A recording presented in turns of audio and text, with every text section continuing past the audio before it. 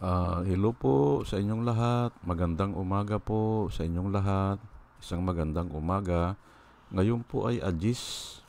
Agis na po ng June. Ang bilis ng panahon. Mangangalahati na itong June. June 10 po ngayon, 2024. At ang oras po dito sa Los Angeles, California ay 6:37 ng umaga. Monday, at may pasok kaya medyo maaga ako ngayon mag-vlog.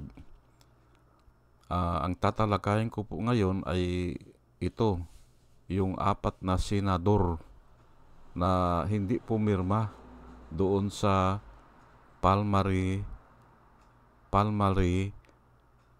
Committee Report ni Gordon. Yung nag-refuse na pumirma. Yan po ang topic ko ngayon. Kasi nung isang araw, dinidiscuss ito ni Ka Enzo, si Ricky Tumuturgo, attorney Ricky Tumuturgo, may nag-request. Opo, mayroon nagsulat doon na kung pwede ay ihayag sino yung mga tao na pumirma at sino yung mga senador, yung mga senadoris po natin na hindi pumirma. Ayan po. Ay may record naman ako niyan. Kaya ito, tatalakayin ko ngayon. Sino yung mga hindi pumirma para may idea na naman tayo. Nung isang araw, tinalakay ko sino yung pumirma doon sa Pugo. Yung Pugo po, yung nagkakaproblema tayo ngayon dyan sa Pugo. Ayun. Inilihad ko doon kung sino yung mga promotor na mga senador na nagbigay ng lisensya doon sa Pugo. At nung isang araw na naman ay tinalakay ko sino yung mga senador na pumirma din para tanggalin si De Lima as chairman of the Blue Ribbon Committee. Ayan po, 16 yun. O ito naman sa Pugo, 17 ito. O, ay ito ngayon ay itong Palmari report ni Gordon. Ayan ang tatalakayin natin. Unahin ko na ang ayaw pumirma po, ang ayaw pumirma ay 4 lang sila.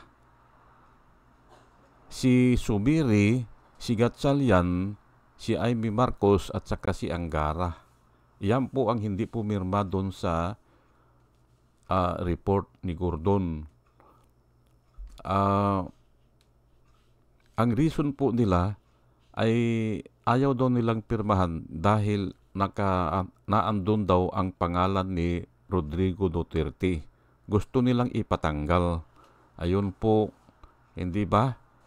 Kaya nga dyan natin makikita kung saan sila naglilingkod.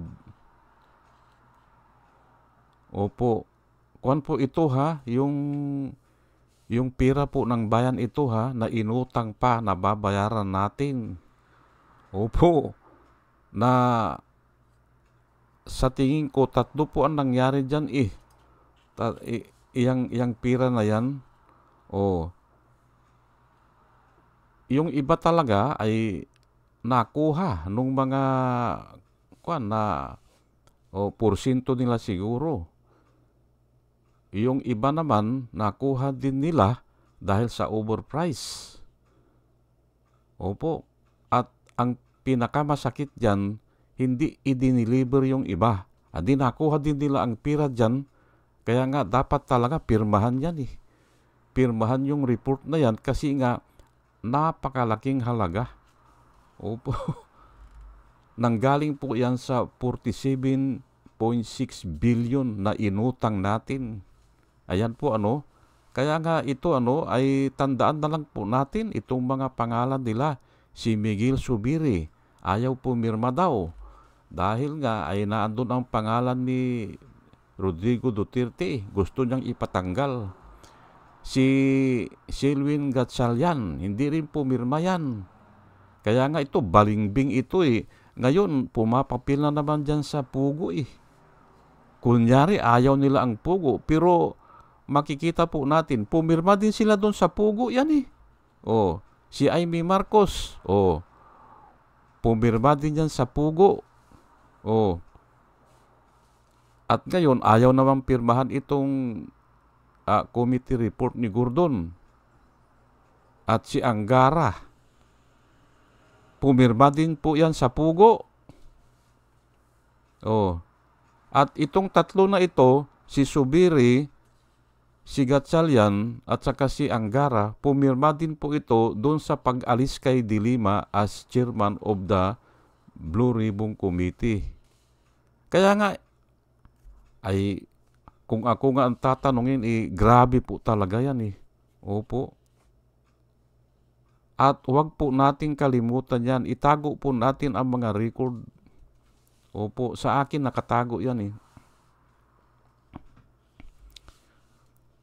Ayan po yan ang tatalakayin po natin. Pero bago ang lahat ay hayaan nyo muna na pasalamatan ko muna yung mga subscriber po natin. Salamat po sa inyong lahat. Nang dahil po sa inyo, ako ay araw-araw po na nagbablog, sinisikap ko para mayroon akong mai-contribute sa bayan po. Opo. Ito po sila, batch number 2 po ito. Si Pussycat, si Doris May, si Antonino, si Ronel, si A.B. Compio, Joey Valenzuela, third pangatlo, User NB, Parot, Pabs Naranja, Romel Solier, Padua Lloyd Trabiel, Andre Sirano, Jonah Canao, Rosana Kawili. Salamat po sa inyong lahat. Ako ay nagsisikap na mag-vlog araw-araw para po sa inyo. Bear Orozco, Ernie Calyago, Christine Joranas, Digna Umali, Jolie Antan,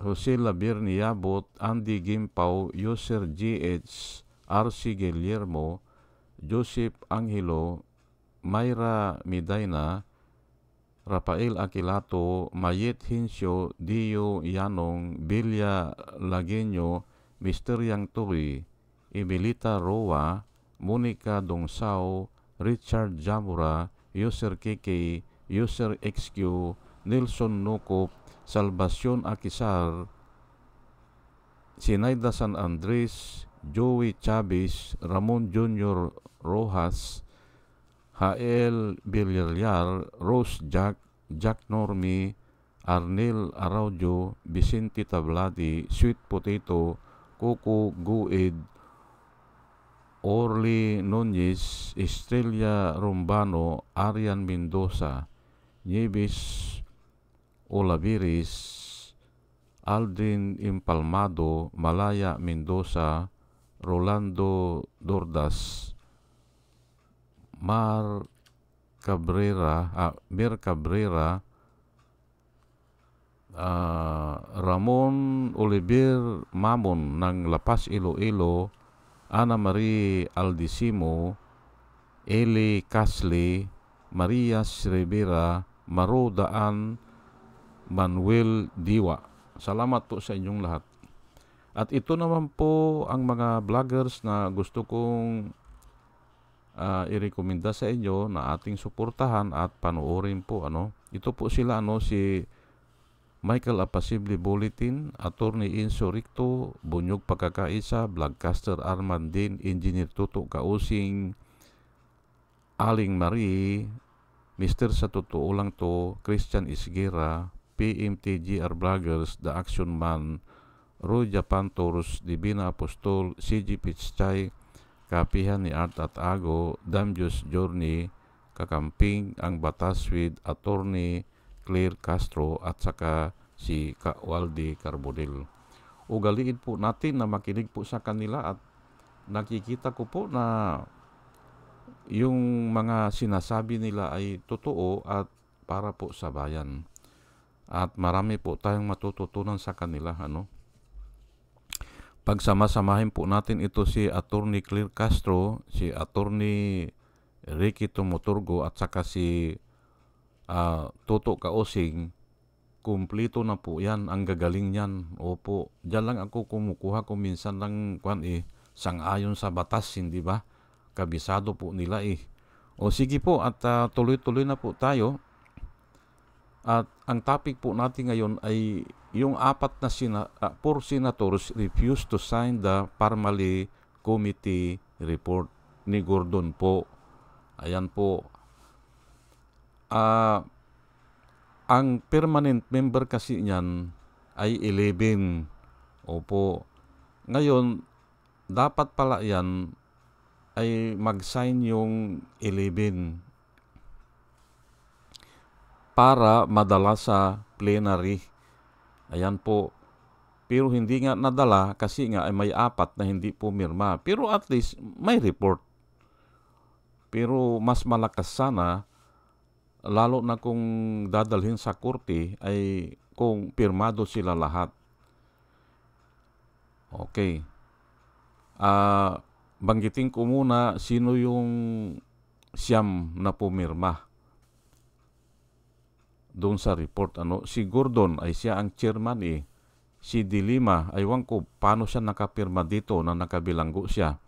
Si Ontiveros ay alam naman natin na talagang gusto nilang imbestigahan yan. Si Lacson, medyo kumampi ngayon ito si Lacson. Opo, dati kasi ito, din ito eh. Enabler din ito ni Duterte eh. Pero dito, pumirma siya kasi nga ay February po ito eh. February 7, 2022 po. Malapit na po ang eleksyon o malapit na magtapos si panunungkulan ni Duterte. Kaya nga siguro na ito si Lacson at kakandidato siya ng presidente ito eh. Si Pacquiao pumirma din. Pero nga ay dati ito supporter ni ni Duterte, pero dito ay nagbago na siya, pumirma na siya. Si Pangilinan, Kiko Pangilinan ay expected na natin yan. Si Pimentel ganon din. Nagbago din ito eh. Dati ito tuta ito ni ni Duterte eh. Isa yan sa nagpatalsik. Siya ang presidente noon doon kay De Lima as chairman of the Blue Ribbon Committee. At nang dahil po dyan, binibigyan ko ng emphasis dahil sa tinanggal nila si De Lima, ay naging malfunction na sila. Opo.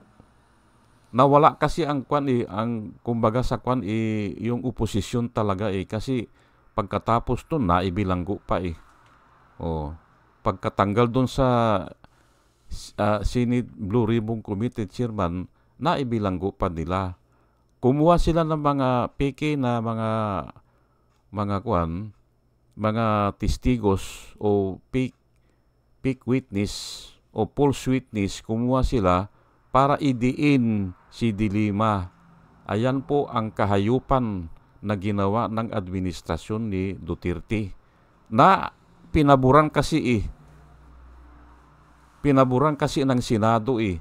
Na sana ang trabaho po ng Senado ay check and balance yan para mayroon tayong demokrasi. Pero nawala po eh. Nawala. At ito nga hanggang dito sa magwawakas na yung panunungkulan ni Duterte, hangga po dyan ay mayroon pa itong 4 na talagang hindi nila pinirmahan. Ang susunod ay si Drilon, pero ex officio po ito. Lang siya, hindi siya member, pero pwede siyang pipirma kasi nga ay as Senate Minority Leader. Kahit saan sila, pwede silang aatin. At saka ito si Ralph Recto, pumirma din ito as ex officio din as Majority Floor Leader. Kahit saan, pwede sila yan umatin o pumirma. Opo. So, siyam po sila lahat yan na pumirma. Ano ba yung problema? Bakit gusto nilang imbestigahan? Ay Grabe po yan eh. Ang 47.6 billion po yan ha, billion, ay ibinigay na yung pundo sa Department of Health. Ibinigay na at sila na ang bahala na magsaayos ng mga bidding o procurement o sila ang bahala na dun. Ang ginawa po nila ay ibinalik nila ang pundo na 47.6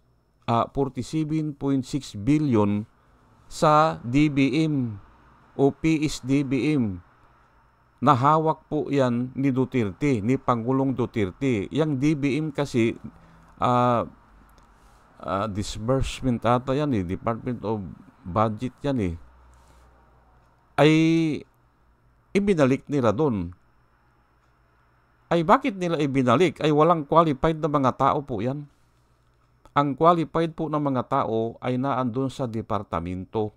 Katulad po ng Public Works, naandyan po ang mga engineers o ang mga scientists na nag-a-analyze ng mga lupa o kung malambot ang lupa o magtatayo ng tulay, ganyan, ay aalamin yan, pag-aaralan yan. Naandun ang mga tauhan, mga qualified po yan. Diyan sa DOH, mga doktor, mga scientists. Ay bakit hindi sila ang mag-procure at ibinalik pa ang pera o yung pundo doon sa DBM? Mali po yun. Kahit na sinong matalinong tao o nag-aaral na tao ay ginawa yan para makakurap sila ng marami. At yun na nga ang nangyari. Na-i-award ngayon kasi ang nag-award mga tauhan din ni Duterte eh, doon sa DBM. Mga sangkot pa nga sa droga eh. Ang nag-award o ang nilagyan ng award ay yung Parmali. Yung Parmali po na kung saan ay 625,100,000 lang ang pundo, yung puhunan. At wala pong anumang record na may kakayahan sila na mag-supply ng ganung halaga, bilyon-bilyon na halaga na mga mask o face mask at saka yung face shield o kung ano man yung gamot pa na ibibigay nila. Ay doon nga lang sa mask overpriced na yun at saka yung shield, yung face shield. At yun nga, sinabi ko kanina, at karamihan dyan, hindi po talaga na-i-deliver. Kasi sila, niyayari lang nila yan eh. Kaya nga, dapat talaga imbestigahan. At kung napatunayan na hindi na-i-deliver, ay bakit babayaran? Ako po ay engineer po ako. Alam ko po yung mga bidding na yan. Pinag-aaralan namin po yung nagsusubmit ng bidding. Yung 3 successful na project na hinawakan niya, isusubmit sa amin at i-verify namin yung kung maganda ang pagkagawa. 3 po na sunod-sunod na project, yung latest na project niya, bago namin siya i-admit. Ngayon, kung wala siyang kakayahan, hindi namin i-admit yan. Right away, kung wala siyang project na ginawa na ganong kalaki, ay hindi na siya qualified. Maliban doon sa kung wala siyang pundo, kung wala siyang ganong kalaking pundo, halimbawa ang kinukontrata niya ay billion, dapat ang asset niya ay billion din ang asset niya. Ayan 625,000 lang Adi bugos lang yan, hindi ba? Walang record na nakapagkontrata siya o nakapag-supply na siya ng ganun. Ayan na nga. Dapat pinirmahan nila yung report na yan. Kasi nga ay talagang napakalaki niyan at tayo po ang babayad dyan mga taong bayan po in the form of tax. Pagbibili ka ng bigas, ng krudo o ng asukal o kape, gatas, ay may tax na po yun. At dyan po kinukuha yung pambayad dyan na ang sinasabi nila ay 3 decades. Hindi ba? Ay bubunuin natin yan. Ay 3 decades po yan. Ay yung mga 60 ngayon ay baka patay na eh. Hindi pa mabayaran yan eh. Kaya mga anak o mga apo na natin ang babayad yan. Kaya dapat yan ang pag-aralan nila Subiri, nila Gatchalian at saka ni Aimee Marcos at saka ni Angara. Bakit hindi nyo pinirmahan yan? Hindi ba? Dapat isa kayo doon sa pumirma kasi nga ay talagang tahasan na po yan eh. Napaluloko. Pero nga ay hindi natin alam kung may kaparti kayo dyan o ano ang pabor na nakuha nyo kay Duterte. Bakit pinagtatanggol nyo? Hindi ba? Ulitin ko lang ang hindi pumirma ay si Subiri. Ay 3 na yan na pinag-aaralan ko. Pinatanggal si Dilima. Tapos yung sa Pugo, pumirma sila. Gusto nila daw ang Pugo. Hindi ba? Si Gatchalian, ganun din. Pangatlo na po ito. Si Aimee, pangalawa lang ito kasi wala pa siya noong kay Dilima. Hindi pa sa senador. Naging senador yan 2019 po. Doon sa, kung maalala nyo, yung pinatay po nila ang transparency server ng 7 oras. Kaya naging senador yan eh. At ito si Angara, alam ko, 3 din ito na pumirma siya doon kay Dilima, tanggalin si Dilima, pumirma din siya sa Pugo, at saka, ito nga, ayaw naman niyang pirmahan itong report. Di ba? Ayan po, tandaan po natin sila. Ngayon ay, as usual, magbibigay po ako ng Bible verse, Luke 11, verse 22 hanggang 23. Ito muna, sa kwan na lang, sa Matthew, magkaparehas po ito eh. Iisa po ang kwento nito. Opo. At ito po ang napili ko nung nakita ko na hindi sila pumirma. Alam ko na pinili, pero nireview ko ito kagabi, baka mali ako eh. Pero iisa pala ito, iisang setting ito, iisa ang kwento. Pero ito si Matthew, disipulo ito. Pero ito si Luke, hindi disipulo ito. Doktor ito na wala siyang alam sa pangyayari, pero naisulat din niya na magkaparehas. Pero may kaunting pagbabago, pero iisa ang setting palagay ko. Unahin ko lang dito sa Matthew. Or again, sabi ni Jesus Christ, how can anyone enter a strong man's house and steal his possessions unless he first ties up the strong man? Then he can plunder his house. Ayan po, Yan po ang setting. Yan po ang pangyayari. Kinikwento ni Jesus Christ yan. He who is not with me is against me, and he who does not gathers with me scatters abroad. Sa iba, mayroong scatters abroad.